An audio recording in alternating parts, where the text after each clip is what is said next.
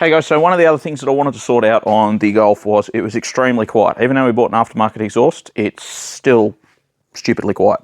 At the moment we've got a mid-box. Usually this is the resonator and a standard exhaust. So one of the common things for Volkswagen owners to do is to do a resonator delete.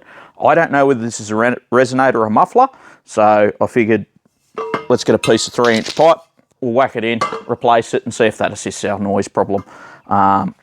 I'm still wanting to keep it within sort of civilised noise limits. As it sits at the moment, this is legal with the correct number of back boxes and the volume is still okay. But yeah, I think we cut this out. It will make it technically illegal for road use because it doesn't have the same number of elements. But I mean, it's being used as a track car, so in this case, it's not a big deal. So what I need to do is, because it has a single 3-inch input here at the centre, and it looks like a 2.75 out on a flange. Well, actually, it's not on a flange. A 2.75 out, just offset to the side. We're going to have to basically cut this pipe at an angle so that we can attach it properly. I mean, it's a bit agricultural, but I mean, whatever works, I suppose. So I'm going to use the MIG welder to attach this in. First things first, though, what I'm going to do is basically mark up what we're doing each end so that we can set our angle effectively. I'm going to use some tape to basically put a ring around exactly where I need to make the cut with the angle grinder. That'll also keep it relatively neat so I can mark it with permanent marker, things like that, without marking it on the metal. So what I'll do is I'll mark it up where I believe it needs to go, and then what we'll do is we'll probably cut it to close to the length. We'll oversize it just slightly so that we can shrink it back down a bit. What I'm also going to do so that I can make sure that we get the adjustments right, I'm going to measure from this flange to the center of the back box because it's effectively in line. Even though it takes a bit of a wiggle round, that'll tell us if we get our length correct so that it fits the car. So we'll crack onto that and we'll get going.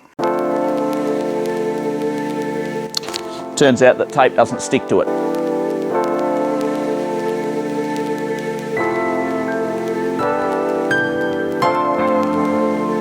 Alright, so I'll cut to the other side of the line of this. I'm just going to mark it up with a permanent marker so we know which way this is up, so that we know exactly where we've marked our lines. So 1555 is our number to the back of the back box. So one of the things I'd like to do before I even do anything else is we would like to just brace this just so that we've got something to locate it. It's a bit of a dodgy method. I'm not a fabricator. I don't pretend to be.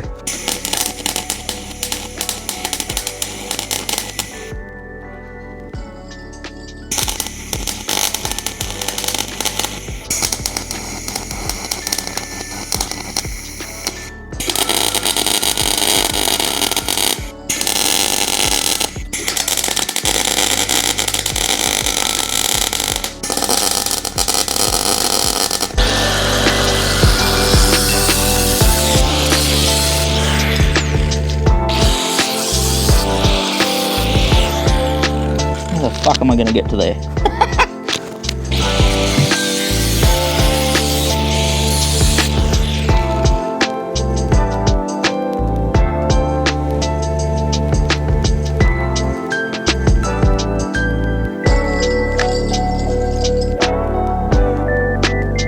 One. There we go. Fuck, that's got a lot of weight in it. That's not a resonator, that's a fucking muffler. Alright, so our triangulation seems to have worked. So now we've just got to put our piece of pipe in there.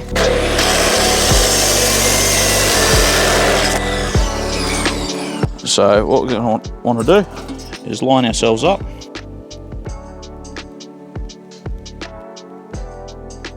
It's about the right angle for that. So it looks like, unfortunately, we have a smaller pipe just there. So we're going to have to somehow bridge that gap. Probably with everyone's favourite thing, weld.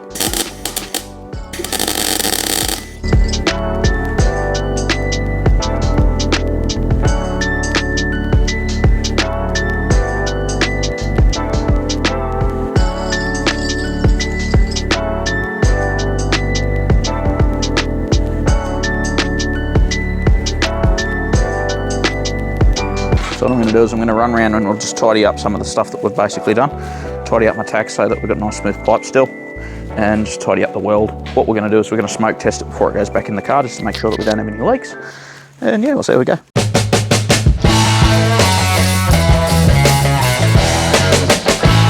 Alright, whilst that's doing that, we need to tape up the ends.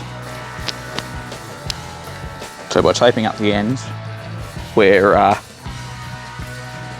effectively going to block out anywhere for that smoke to come out. So what we should see in a moment is smoke should start coming out of the end of our nozzle.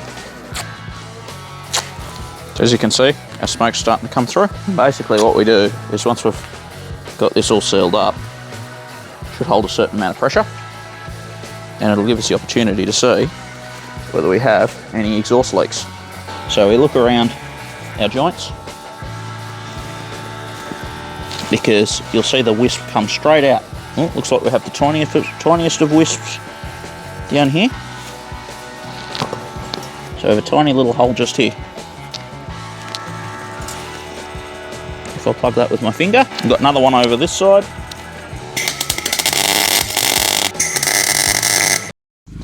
All right, let's give you a noise clip. I've been letting it idle up. I'll stick the mic down here where we did last time.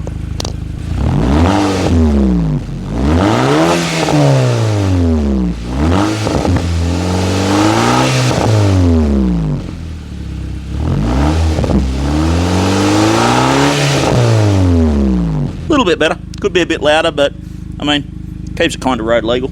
So at the rally sprint, we didn't really encounter any issues.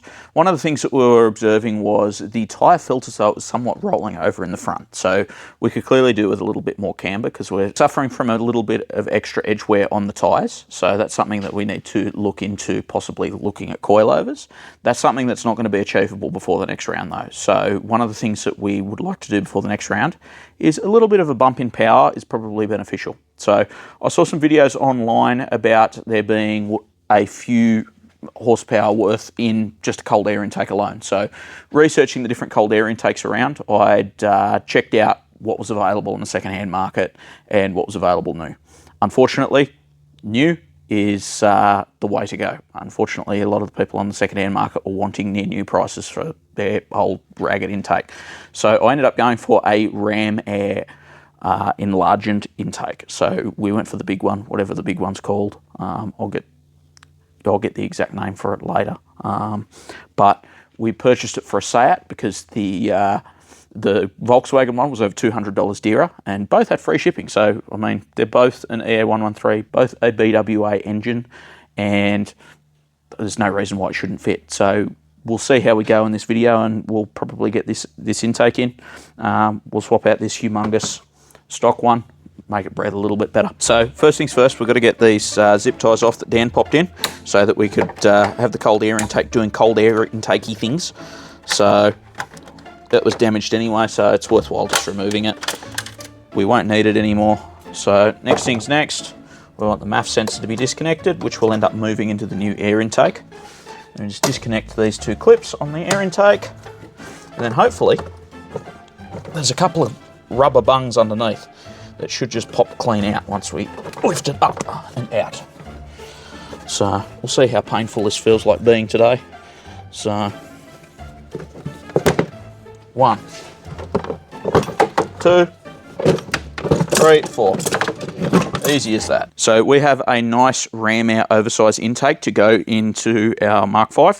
So this isn't an enclosed pod design, so just be aware that it is technically illegal and you can be defected for it. There is a hose clamp down in the bottom just here on this turbo elbow that we need to remove.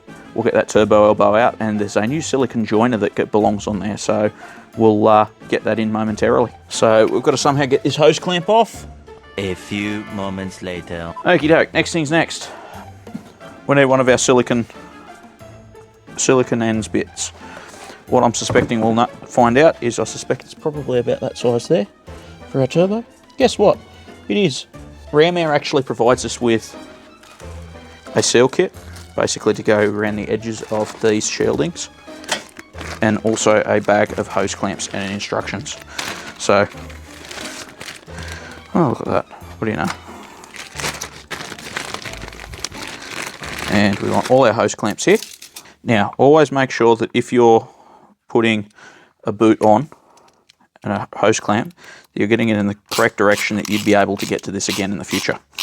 If you're taking this intake off, you'll thank me later. So I've set my hose clamp size to just about the right size. I'm angling it towards the back so that I can then adjust the hose clamp so that I can then get my hand down there with a ratchet to then tighten it up.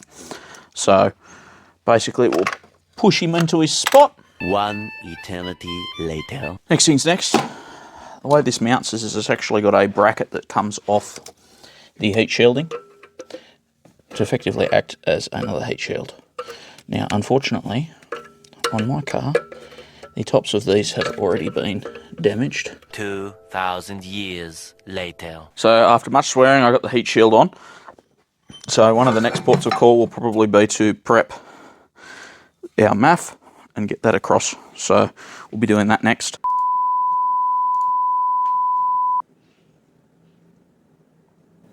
So running through our costs in this video, we purchased a 3-inch piece of steel, mild steel pipe from our local exhaust shop, 1 metre in length. That cost us $30. We also purchased out of the United Kingdom a RamAir oversize intake for $413.60. They happened to be off a SAT, saved us about $200. Welding wire, I spent a lot of time welding up that exhaust. We have no idea how much was used. It's kind of just a consumable if you've got a welder, so you just replace it when you replace it, or you use it when you don't. So for this video, it totals $443.60. Now, last video I made a few changes as well, and I forgot to do the recap. So we put an exhaust on the car. That was $500 off Marketplace. I've basically figured that out based on the fact that I already own the exhaust. I had it listed for $500, so I didn't end up selling it. I had a good mate reach out to me, and for $200 I purchased some 6R calipers. And we also happen to have some Ferodo race pads that were already in our spares kit. But realistically, if we were purchasing brakes for this, we probably would put some WinMax W3s in for the type of events that we're doing currently at $352. Now, our cost so far. The car purchase and mods, we're up to $4,467.72, including what we've done in the last couple of videos. Maintenance and track day prep. Realistically, we haven't really used a whole lot else at the moment, $187.88. And event entries, we've done 1 sprint at Bathurst Light Car Club and 1 of the North Shore Sporting Car Club Sprint Series events at $350. So we're up to $5,185.60, and that's everything all in at the moment. So yeah, now we'll get you on to hearing what this intake sounds like. It's now installed in the car, so we'll find out how it sounds. By all accounts, it should give us a approximately 10 horsepower gain. It's probably a bit of fiction, but hey, cold air intake, it's a good starting point for us to then tune further with it. So what I'll do, I'll leave the mic here so you get to hear the nice whoosh noise.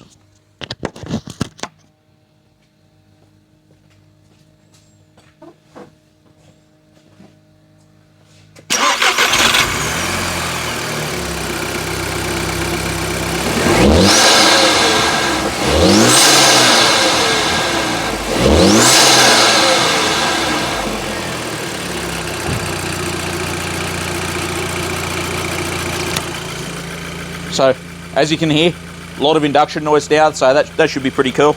We'll see how it goes at the next round of the Sprint Series, so that'll probably be the next time you see us. So, we'll see you then.